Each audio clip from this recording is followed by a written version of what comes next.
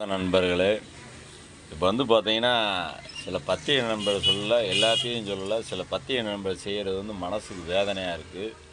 ஏன் வேதனையா இருக்கு அப்படின்னா, பாக்கியராஜ் இறந்தாரு. அதுக்கு முன்னாடி பார்த்தீங்கன்னா, பாவம் பாரதி ராஜா இறந்துட்டாங்க.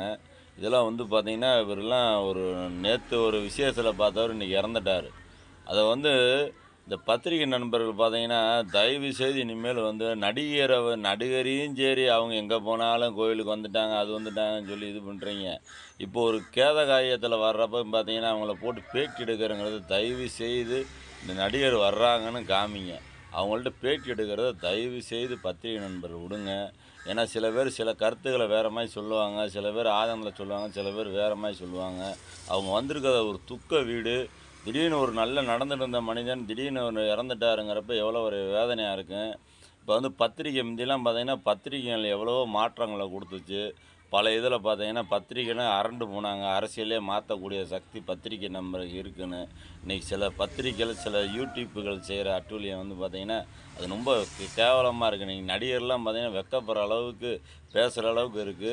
தயவு செய்து இதே எத்தனை மக்கள்கள், எத்தனை கஷ்டப்படுறவங்க, எத்தனை கண் தானம் பண்ணவங்க, உடல் தானம் இறந்து போறவங்களுக்கு காமிக்கிறோமா, நீங்க விளம்பரத்த மட்டும் தேடாதீங்க. நடிகருக்கும் ஒரு துக்கம் இருக்கும் அப்படிங்கிறத புரிஞ்சுக்கிட்டு, அவர் எப்படிங்க, இப்படிங்கங்கிறத இந்த மாரி இனிமேல் இறக்கறதுல வந்து போய் கேட்கறத தயவுசெய்து தவிர்த்துருங்க. நடிகர் வர்றாங்களா பாருங்க. அவங்கள பேட்டி எடுக்கிறங்கிறத விட்டுருங்க. அவங்க வந்து இழவு வீட்டுக்கு வந்திருக்காங்க. அவங்க ஒரு துக்கம் விசாரிக்க வந்திருக்காங்க. அவங்கள வந்து பார்த்தீங்கன்னா, விசாரிச்சுட்டு போறது வந்திருக்காங்கன்னு வச்சுக்கங்க. எல்லா பேரும் வர்றப்ப அத போட்டு பூந்துக்கிட்டு, நடிகரை சீன்னு ஒதுங்க முடியாம வந்து அவங்க வர்றது ஒரு துக்க நிகழ்ச்சின்னு தயவுசெய்து நெனச்சு, பத்திரிகை நண்பர் இனிமேல் நம்ம பத்திரிக்கைய வந்து ஒரு நல்ல முறையில பயன்படுத்துங்க. சில பேர்த்த சொல்றேன், எல்லாத்தையும் சொல்லல. அன்னைக்கு பத்திரிக்கை வந்து மாற்றத்த குடுத்துச்சு. இன்னைக்கு பார்க்க வந்து ரொம்ப நடிகர்லாம் திட்டுறப்ப பார்த்தீங்கன்னா, உங்களுக்கு அசிங்கம் இருக்கா இல்லையோ, பத்திரிகை நண்பர்கள் எல்லா நல்லவங்களையும் பாதிக்கும். அதனால தயவுசெய்து இனிமேல் அந்த மாரி செய்யாதீங்க. திரு சிஎம் அவர்களுக்கு வந்து ஒரு அன்பான கோரிக்கைய சொல்றேன். இன்னைக்கு வந்து பார்த்தீங்கன்னா, மீடியாக்கள அந்த அநியாயம் பண்றீங்க ஓவரா. சிஎம் பஸ்ஸில ஏறுனாரு, துவக்கி வச்சாரு, ஏறுனாரு. பஸ்ஸில டிக்கெட் வாங்குனாரு.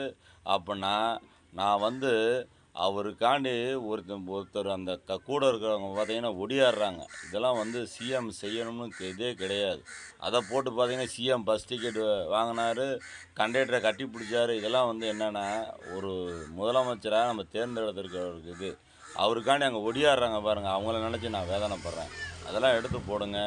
தயவுசெய்து இந்த மாரி வந்து பஸ்ஸு துவக்க வைங்க. அவங்க உங்களுக்காண்டி ஒடியாடுறாங்க. அத்தனை கார் உங்களுக்காண்டி வருது. அதெல்லாம் சிஎம் நெனச்சு சில மாற்றங்கள பண்ணுங்கங்கிறத மிக தாழ்மையோடு கேட்டுக்கிறேன்.